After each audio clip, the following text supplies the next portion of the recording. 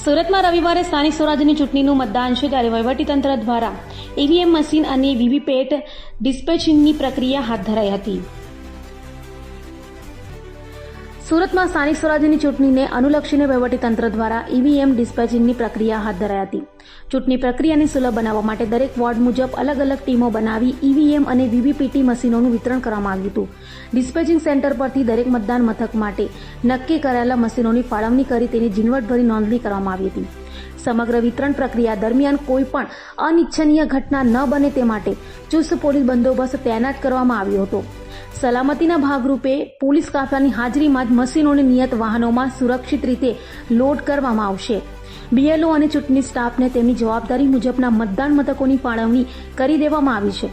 ચૂંટણી સ્ટાફ દ્વારા મશીનોની સાથે જરૂરી સ્ટેશનરી અને અન્ય ચૂંટણી સામગ્રીનો પણ સ્વીકાર કરવામાં આવ્યો હતો. કીટ મળ્યા બાદ તમામ પ્રિસાઇડિંગ ઓફિસરો અને પોલિંગ સ્ટાફ સીધા તેમના નિર્ધારિત મતદાન મથકો પર પહોંચશે.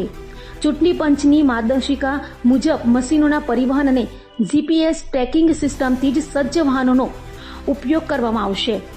મતદાન મથકો પર પહોંચ્યા બાદ તમામ ઈવીએમ અને વીવીપીટી મશીનોને સ્ટ્રોંગ રૂમમાં રાખવામાં આવશે.